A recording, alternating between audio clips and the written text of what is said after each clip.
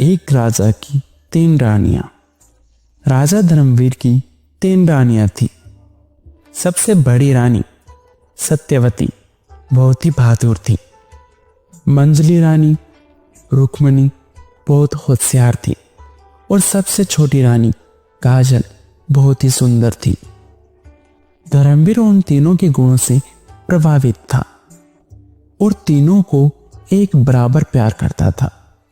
परंतु छोटी रानी काजल चाहती थी राजा सिर्फ उससे ही प्रेम करे, जिसके लिए वह कुछ भी करने को तैयार थी।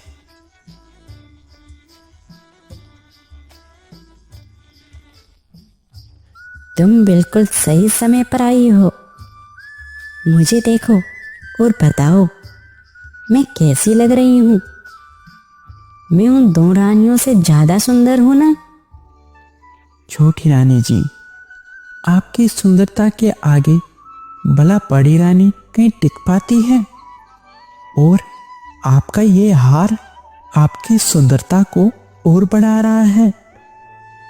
इससे आपकी सुंदरता में 4 चांद लग गए हैं। ये तो होना ही था।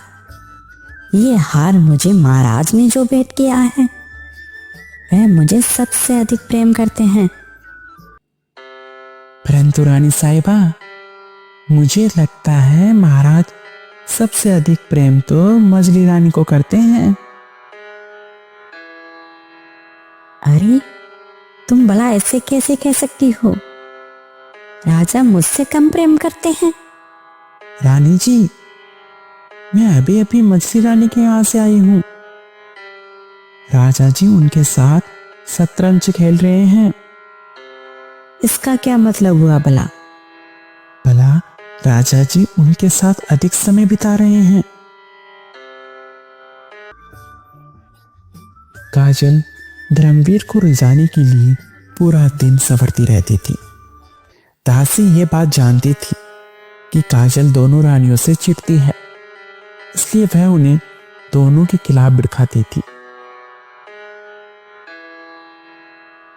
बड़ी रानी जी, आप यहाँ सैनिक के साथ तलवारबाजी का अभ्यास कर रही हैं। अरे जाओ जाओ, राजा जी अपना सारा प्रेम मजली रानी और छोटी रानी पर लुटा देंगे। उन्हें तो आपका ख्याल भी नहीं है। तो क्या हुआ भला? वह दोनों भी मेरी तरह ही महाराज की पत्नियां हैं। उन दोनों की तरह ही वह मेरा भी ख्याल रखते हैं। तुम जाओ यहाँ से, मुझे अभ्यास करने दो। राजा जी ने छोटी रानी के हाथ को पकड़ रखा है और मजली रानी के कक्ष में बैठे हैं। लेकिन वह आपके साथ तो है ही नहीं रानी जी। आपकी चिंता ही नहीं उन्हें। मैंने कहा ना तुम्हें, तुम यहाँ से जाओ, मुझे परेशान मत करो। काजल की तरह ही रुक्मणी और सत्यवती को भी भड़काती थी, लेकिन वे दोनों उसकी बातों पर ध्यान नहीं देती थी।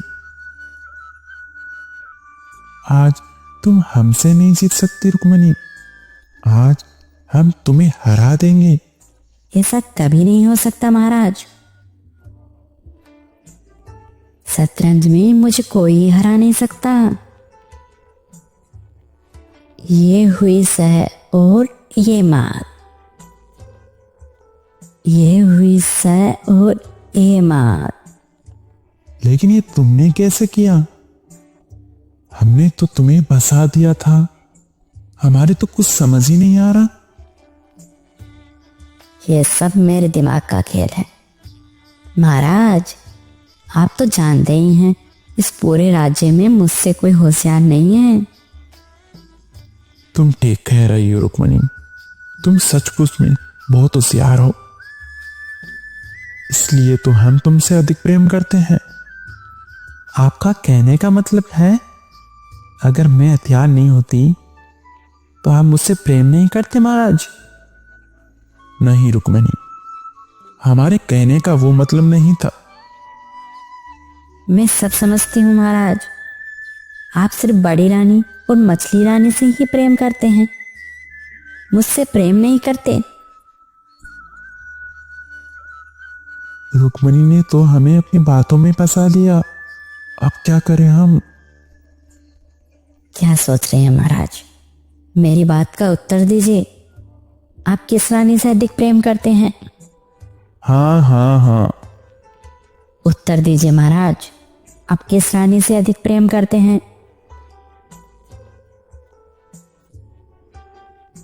मैंने सुना है आपने काजल को हार पेट किया है और यहाँ रुक्मिणी के साथ समय बिता रहे हैं, लेकिन मुझे कुछ नहीं दिया। क्या महाराज ने काजल को हार दिया? मुझे तो इस बात की जानकारी ही नहीं थी। अरे वाह, अरे वाह।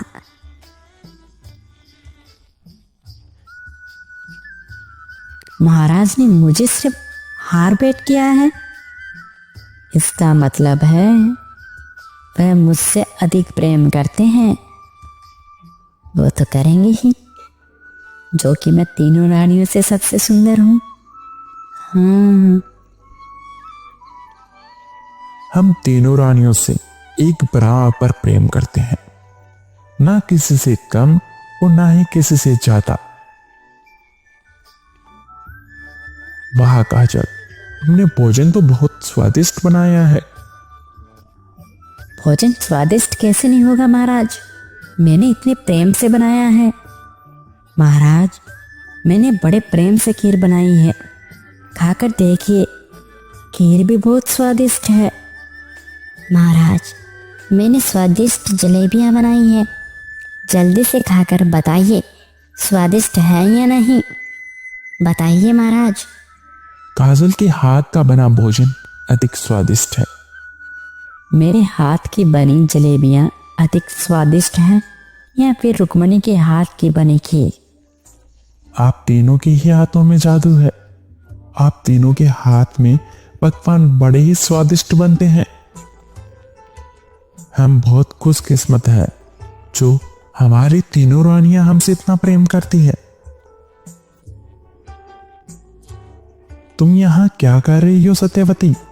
जल्दी से यहां से जाओ, बहुत तेज आंधी तूफान आने वाला है।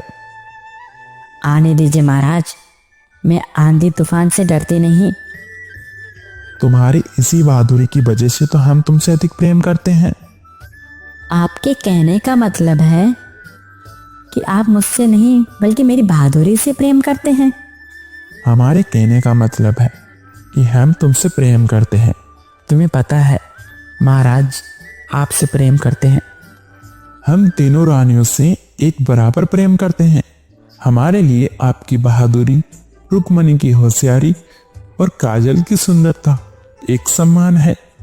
मुझे सब पता है महाराज, मैं तो आपसे मजाक कर रही थी भला।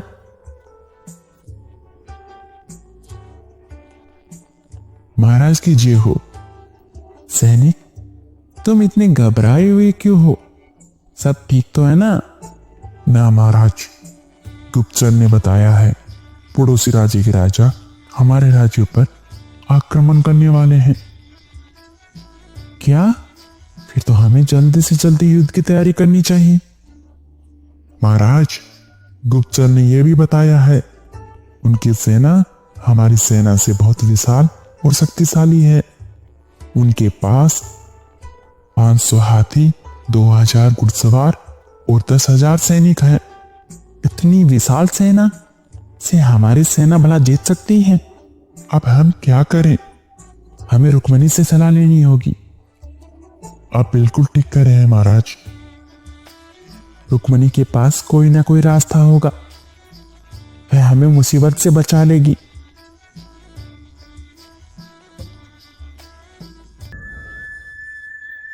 क्या बात है महाराज, आप काफी परेशान दिख रहे हैं। रुक्मिणी, हमें तुम्हारी सहायता चाहिए। महाराज, मैं आपकी क्या सहायता कर सकती हूँ? धर्मवीर सैनिक द्वारा बताई गई पूरी बात रुक्मिणी को बताता है। बस इतनी छोटी बात के लिए आप परेशान हो रहे हैं? मैं अभी आपकी परेशानी दूर कर देती हूँ महाराज। भला वो कैसे रुक्मिणी? उस राजा को लगता है हमारे राज्य की सेना उनके राज्य से कमजोर सेना है, इसलिए वह हम पर आक्रमण करने वाला है। अगर उसे ये खबर मिले हमारे राज्य की सेना उसके राज्य से बड़ी है तो वह हम पर कभी आक्रमण नहीं करेगा। लेकिन ये कैसे होगा? महाराज, आप कुछ गुप्तचरों को उनके राज्य में भेज दीजिए। वहां वह जाकर ये अफवाह फैलाएंगे कि राजा धर्मवीर की सेना में 1000 हाथी, 10,000 घोड़े और 50,000 पैदल सैनिक हैं और इतने ही और सैनिक भी हैं। जब राजा हमारे राज्य की शक्तिशाली सेना के बारे में सुनेगा तो वह हमारी सेना से डरकर भाग जाएगा और आक्रमण करने का विचार भी छोड़ देगा। जैसा रुक्मणी ने कहा है, करमवीर ने ठीक वैसा ही किया।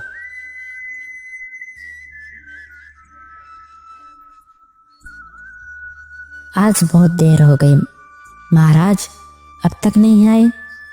छोटी रानी जी, आप यहाँ महाराज का इंतजार कर रही हैं। महाराज वहाँ मजली रानी के साथ कमरे में है। न जाने क्या जादू कर दिया है उसने महाराज पर, वह उसी के आगे पीछे घूमते रहते हैं। भला मेरी तरफ तो देखते भी नहीं है। मजली रानी बहुत ही चालाक है। देखना, एक दिन वह महाराज को अपने वश में कर लेगी, फिर महाराज आपकी तरफ देखेंगे भी नहीं। तुम ठीक कह रही हो दासी, अब मुझे कुछ करना होगा। महाराज की जय हो।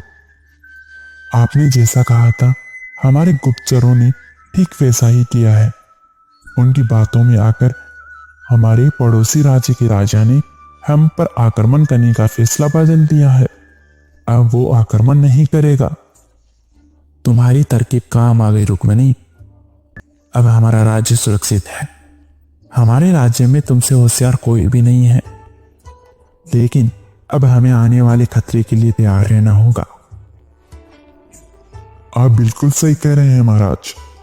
सत्यवती युद्ध कला में माहिर है और रुक्मणी को राजनीति और कूटनीति आती है। इसलिए हम सत्यवती के साथ मिलकर अपने सैनिकों को युद्ध कला में और अधिक माहिर करेंगे और रुक्मणी के साथ मिलकर राजनीति और कूटनीति रणनीति बनाएंगे। मैं क्या करूंगी महाराज? आप हमारे लिए स्वादिष्ट भोजन पकाना। नहीं महाराज, मैं भी आपके साथ रहूंगी। बिल्कुल नहीं, जैसा हमने कहा आप वैसा ही करेंगी।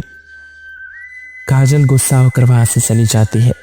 करमवीर रुक्मणी के साथ मिलकर आने वाले किसी भी मुसीबत से निपटने के लिए रणनीति बनाता है। सत्यवती सैनिकों को तलवारबाजी सिखाने लगती है। महाराज, मछली रानी के साथ समय बिताने का कोई ना कोई बहाना ढूंढ लेते हैं। मुझे मालूम है वो सबसे ज्यादा प्रेम उन्हीं से करते हैं। ये तुम क्या बोल रही हो? कुछ नहीं महारानी, आप यहाँ फूल तोड़ते रह जाओगी। छोटी महारानी और मजली महारानी आपको महाराज से दूर कर देगी। मैं ऐसा कभी नहीं होने दूंगी। तुझे बड़ा घमंड है ना कि महाराज सबसे अधिक प्रेम तुझसे करते हैं। मैं तेरा ये घमंड तोड़ दूंगी। तुम किस तरह की बातें कर रही हो? काजल, मैं सही कह रही हूँ। तुम रुक्मणी से किस तरह से बातें कर रही हो? तुम इस राज्य की छोटी महारानी हो। तुम्हें इस तरह की बातें करना शोभा नहीं देता। कोई बात नहीं दीदी, काजल अभी छोटी है, नादान है। मुझे इसकी बातों का बुरा नहीं लगा।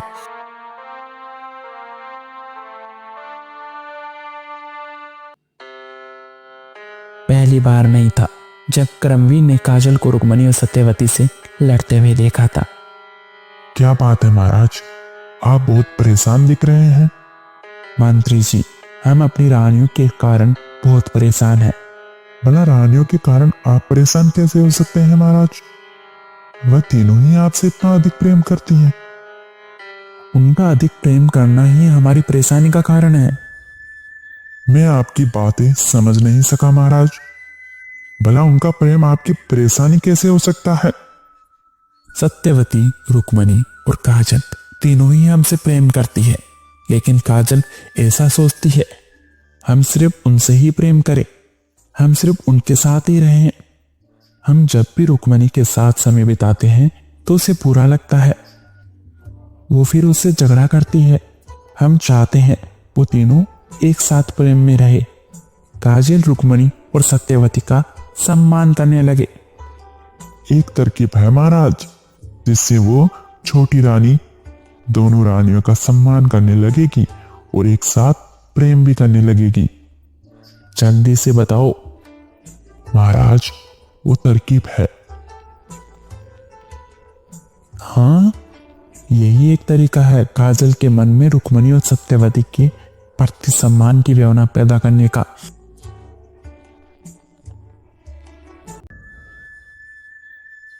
हम राजपाट से संन्यास से लेकर एक सन्यासी की तरह वन में अपना बाकी जीवन बिताना चाहते हैं। लेकिन महाराज, आप अचानक ऐसा करना क्यों चाहते हैं? क्योंकि हमारा हृदय परिवर्तन हो चुका है। महाराज, मैं आपको कहीं नहीं जाने दूंगी।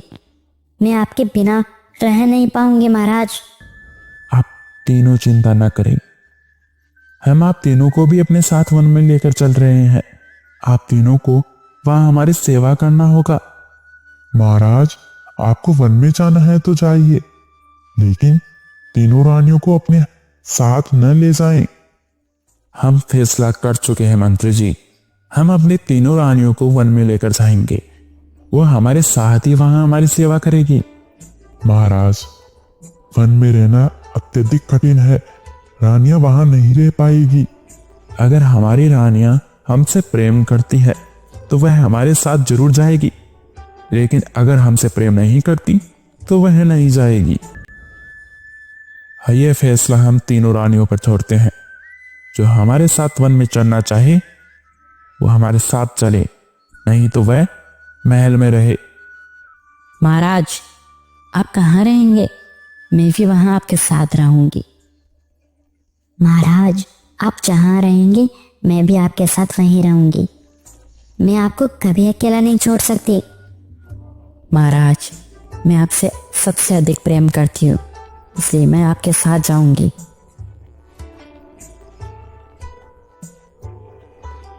ठीक है, मगर आप तीनों हमारे साथ चलना चाहती हैं तो चलिए। मंत्री जी, कल सुबह हम महल छोड़कर वन जाने वाले हैं। हमारे जाने का इंतजाम कीजिए मंत्री जी। जैसी आपकी आज्ञा हो महाराज। अब इस राज्य की सारी जिम्मेदारी आप पर है मंत्री जी। अब हम जा रहे हैं इस मोह माया से दूर। बाकी का जीवन वहीं व्यतीत करेंगे। सैनिक, तुम इन चारों को वन में छोड़कर वापस आ जाना। ये बहुत शांत जगह है।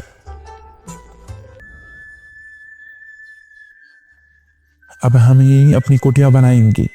आप तीनों यहाँ की सफाई कीजिए। तब तक हम कुटिया बनाने की लकड़ियां लेकर आते हैं। जब तक हम वापस ना आ जाएं, तब तक आप यहाँ से कहीं मत जाना। यह जंगल बहुत ही खतरनाक है महारानी। यहाँ बहुत से खतरनाक जानवर रहते हैं। न जाने महाराज ने संन्यास लेने का फैसला क्यों किया। ये तो वही बता सकते हैं। मुझे यहाँ बिल्कुल भी अच्छा नहीं लग रहा है। बहुत देर हो गई, महाराज अभी तक लकड़ियां लेकर नहीं आए। न जाने वह कहाँ रह गए हैं। अब तो सूरज भी ढलने लगा है। हमारे पास उजाला करने के लिए कुछ नहीं है। मैं तो बहुत थक चुकी हूँ। मुझे भूख भी लगी है। मैं अपने साथ कुछ फल लाई थी, अभी तुम्हें खाने को देती हूँ।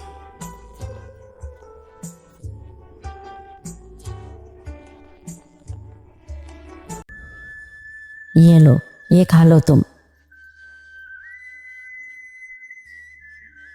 तीनों रानियां क्रमवीर का इंतजार करने लगती है, लेकिन वह लकड़ी लेकर नहीं आता है और अंधेरा हो जाता है। अब तो अंधेरा भी हो गया। अब अंधेरे में क्या करेंगे हम? आप चिंता ना करें दीदी, मैं अभी आग जलाती हूँ। ये लीजिए दीदी, आग का इंतजाम हो गया है। तुम तो बहुत होशियार हो रुक्मणी। मुझे तो महाराज की चिंता हो रही है। न जाने कहाँ रह गए, अभी तक नहीं आए भला। हम दोनों को भी उनकी चिंता है, लेकिन क्या करें, महाराज ने हमें यहीं रहने को कहा है। हम यहाँ से कहीं नहीं जा सकते, हमें उनकी बात माननी चाहिए। तुम मानो उनकी बात, मैं जा रही हूँ उन्हें ढूंढने। काजल यहाँ से कहीं मत जाओ, महाराज ने बताया था ये जंगल बहुत ही खतरनाक है, यहाँ बहुत खतरनाक जानवर रहते हैं।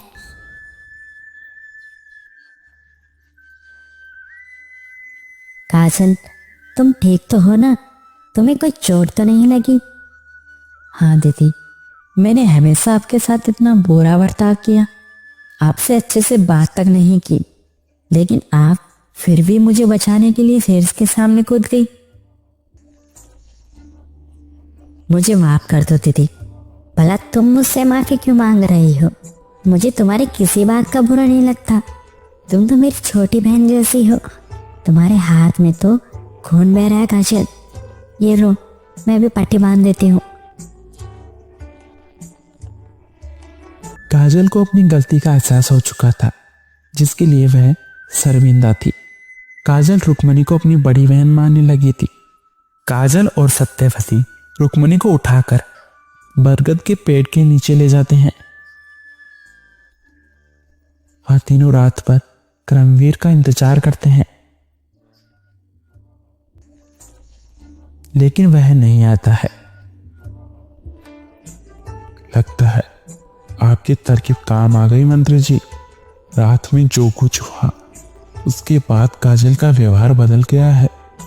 अब हम हमारी तीनों रानियों के साथ एक साथ रहेंगे। अब हमें उन तीनों को सच बता देना चाहिए। नहीं महाराज, अभी थोड़ा रुकिए। तुम्हारी नींद खुल गई काजल, अब तुम रुक्मणी को संभालो, मैं महाराज को ढूंढती हूँ। महाराज अभी तक नहीं आए। काजल, मैं महाराज को ढूंढने जाती हूँ, तुम यहीं रुकना। नहीं दीदी, आप घायल हैं, आप यहीं रुकिए, मैं उन्हें ढूंढने जा रही हूँ। किसी को कहीं जाने की जरूरत नहीं है, हम खुद ही यहाँ आ गए हैं। महाराज, आप पूरी रात कहाँ थे और मंत्री जी आपके साथ क्या कर रहे हैं? ये सब मंत्री जी की तरकीब थी, ताकि काजल में और तुम एक साथ प्रेम से रहने लगे। काजल हम दोनों से लड़ती थी ना, इसलिए मंत्री जी ने हम तीनों को एक करने के लिए ऐसा किया। सत्यवती जब करमवीर को ढूंढ रही थी तो वह खुद ही उसके सामने आ गया था और उसने अपनी सारी बात उन्हें बता दी थी। मुझे माफ कर दो रुक्मणी, मेरी वजह से तुम घायल हो गई। आप माफी मत मांगिए महाराज, ये सब मेरी गलती है। मैं चाहती थी कि महाराज जब मुझसे प्रेम करे, इसलिए महाराज जब सत्यवती दीदी या रुक्मणी दीदी से प्रेम करते तो मुझे गुस्सा आता था। गुस्से में मैं उन्हें बुरा भला कहती थी। इससे आपकी कोई गलती नहीं है। छोटी रानी, ये सब उस दासी निशा के कारण हुआ है। वह दासी नहीं बल्कि एक जासूस है, जो हमारे राजे की गुप्त खबरें हमारे दुश्मन राजे को देती थी। वह आपको दोनों रानियों के खिलाफ भड़काती। उसके बारे में आपको कैसे पता चला मंत्री जी? मैंने निशा को सारी बातें करते हुए देखा था।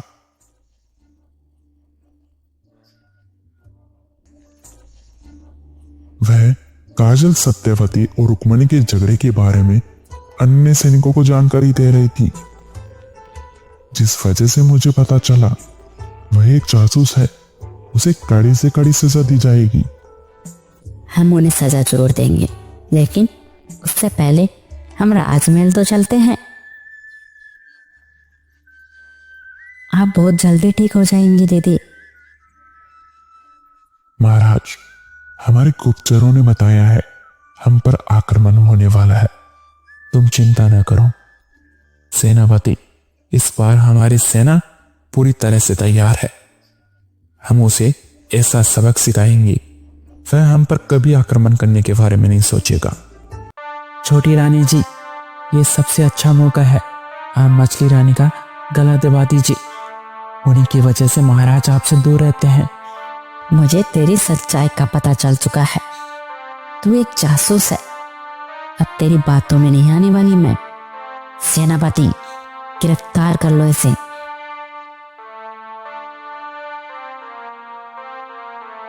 तूने मुझे पहचानने में देर कर दी।